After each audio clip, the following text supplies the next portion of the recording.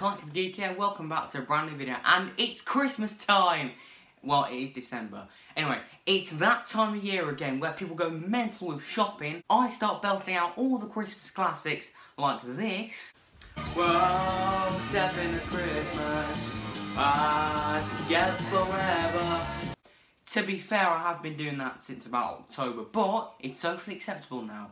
And every Doctor Who channel under the sun will start talking about the Christmas specials, whether because they're great or because they're terrible. Now, when I did my Doctor Who rankings, where I ranked every series, I didn't include the Christmas specials, and simply because I don't consider them part of the series. They're just their own standout thing at the end of the year, and I do like getting Christmas specials. I mean, not all of them are great, but I just like having them. They're just a nice, you know, they're a nice little Christmas gift to have at the end of the year, and I do like them. So we're going to be ranking every Christmas special from the Christmas Invasion to Twice Upon a Time, and I need to stress, this is just my opinion. Please don't get triggered in the comments if, you know, you disagree with me. That's perfectly fine. So with that all out of the way, let's begin. Number 13, The Doctor, the Widow and the Wardrobe. This is the only Christmas special that I just flat out hate. This story is just really cringeworthy and annoying, like, for multiple different reasons, you know. The story, it's trying to do Narnia, Lion Witch in the Wardrobe, but it just doesn't work. The characters and the acting is really cringy. Even from Matt Smith, I think he's just overdoing it here.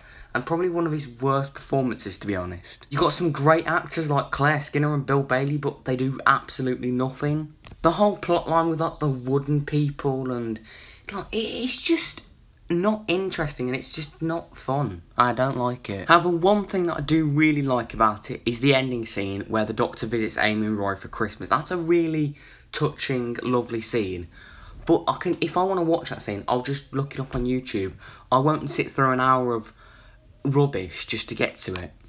Number 12, Last Christmas. This episode is just a rip-off of Alien, the movie, with elements of Inception, and it's just a mess. It really is. The script just gets quite messy, you know, like they go for like a dream in a dream thing. It just gets really messy, and it just doesn't really work for me. Quite a few of the characters are pretty one-note and forgettable. You get Nick Frost as Santa Claus. Nick Frost! And you know how much I love the Cornetto trilogy. And you just waste him like this.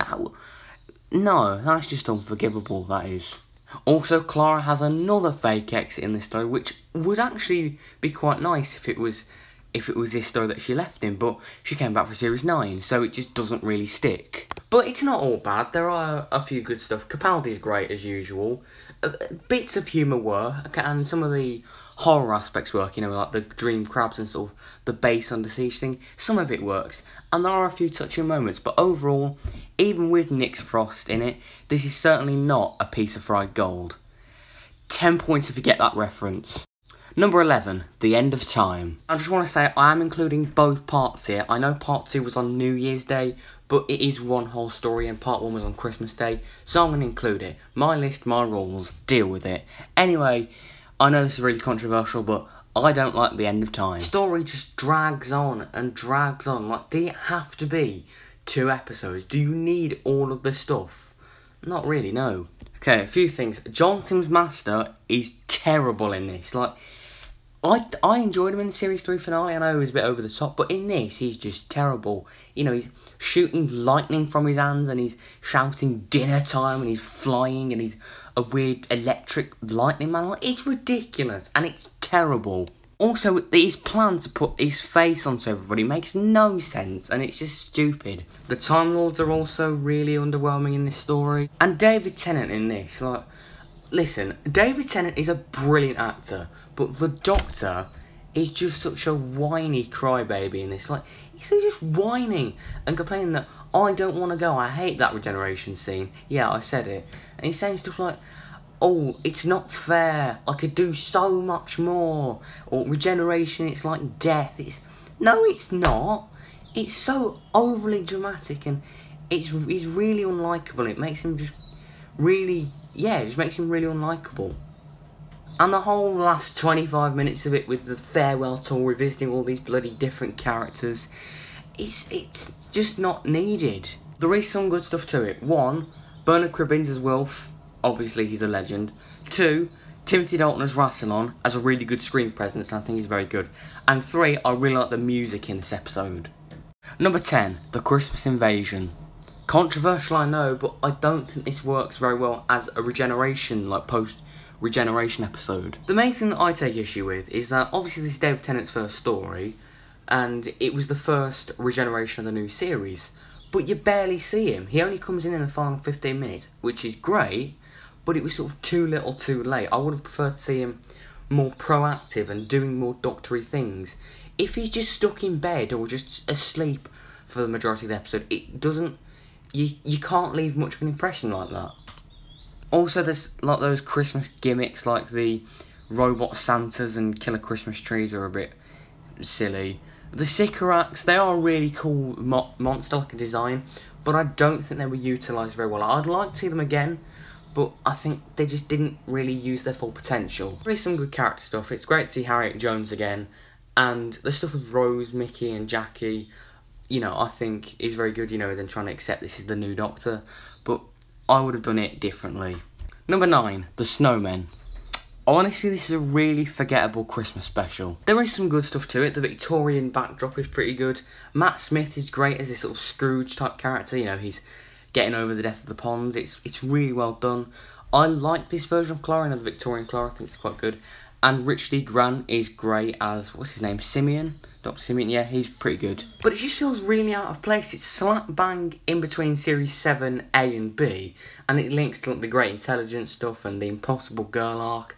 So it just feels really odd and out of place, and there's also some pretty cringy stuff in there. But I just never remember it, to be honest. Number 8, The Runaway Bride. This was originally a bit lower down, but a few things do save it for me. You know, you've got some silly Christmas gimmicks, a potentially interesting villain, wasted, you know, stuff like that. But what really saves this episode for me, and what elevates it a bit, is 1, that taxi chase scene on the motorway is actually pretty good. And 2, David Tennant and Catherine Tate are just brilliant. Now, Donna isn't the greatest of characters here, but their chemistry is brilliant. There's some really funny moments between the two of them, and there's some really heartfelt moments. So that's what does elevate this special from being a bit better. Number 7, The Next Doctor. Now this episode, it's a bit of a mixed bag. The stuff with like the Next Doctor and David Morrissey's character is pretty cool, and David Morrissey does give a great performance. And yeah, that stuff is really interesting, and it can give like some pretty funny and heartfelt moments. But the stuff with like the Cybermen and the Cyber King plot line, it's just not very interesting, and it's just kind of gimmicky, and it kind of devalues the Cybermen in a way. But I don't think it's too bad. I think it's decent. Number 6, The Return of Dr. Mysterio. Now listen, this was my first Doctor Who story that I watched on broadcast, so let me have this bit of nostalgia, alright? But I do like how it doesn't rely on it being Christmas, you know, it's not covered and caked in all this Christmassy stuff. It's more to do with the superhero stuff, and it could just be another episode, and it works fine. But there is some stuff to like about it, you know, Capaldi's obviously great, and I do kind of like the stuff with the Harmony Shoal, that's what they're called, the guys with like guns in their heads. They were pretty cool. And the final scene, you know, the everything ends but everything begins again, that is beautiful, and I've always loved that bit. Number 5, The Time of the Doctor. Now listen, this story, you know, it's Matt's final story, it's cluttered, there's so much going on, but I do really enjoy it. Structurally, this episode's a mess. The resolution to like the silence arc isn't very satisfying, and the stuff with like some of the humour is pretty painful, not really that funny. But there is some of that pure fun that only Doctor Who can do, with the Doctor defending a town called Christmas from all the different villains. It's just fun. I think the resolution to the cracking time arc is pretty satisfying, and the final 20 minutes of this episode is just brilliant. Like, the stuff with Matt Smith as an old man is really emotional, and his regeneration is brilliant. The best generation, definitely for me.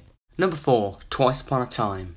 First of all, this story has the nostalgia that Dr. Mysterio also had, so it gets points for that. But also I think it's quite a decent story. I think it works as a nice epilogue to the Stephen Moffat era. It just, you know, it's nice, and it's not the end of the universe. It's simpler and more streamlined, and that's what I like about it. David Bradley as the first Doctor is really good. He does capture the essence of William Hartnell in his performance, but what really annoys me is those out-of-character sexist lines of dialogue.